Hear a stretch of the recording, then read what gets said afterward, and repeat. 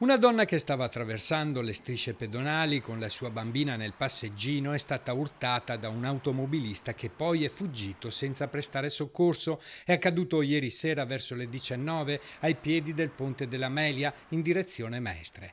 A caccia di un'auto grigia con targa ucraina, secondo una testimonianza, si sono diramate in tutta la città le pattuglie della polizia e dei carabinieri, purtroppo però senza esito.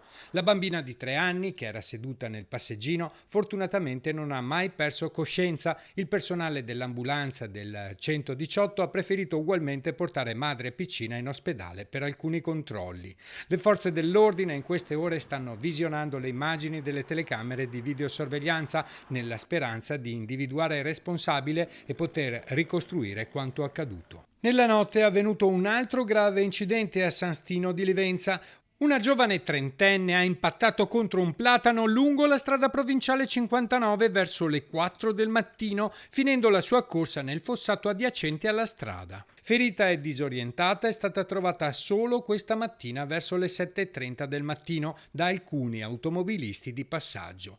La donna è riuscita ad uscire dall'abitacolo dell'automobile, ma ha rischiato di morire per ipotermia perché è rimasta a terra tutta la notte, in quanto le ferite riportate nello scontro gli hanno impedito di raggiungere il ciglio della strada per chiedere aiuto. L'allarme e i soccorsi del SUEM 118 sono giunti solo quando l'autovettura è stata notata alle prime luci del giorno. Ora la donna si trova ricoverata in ospedale in condizioni serie.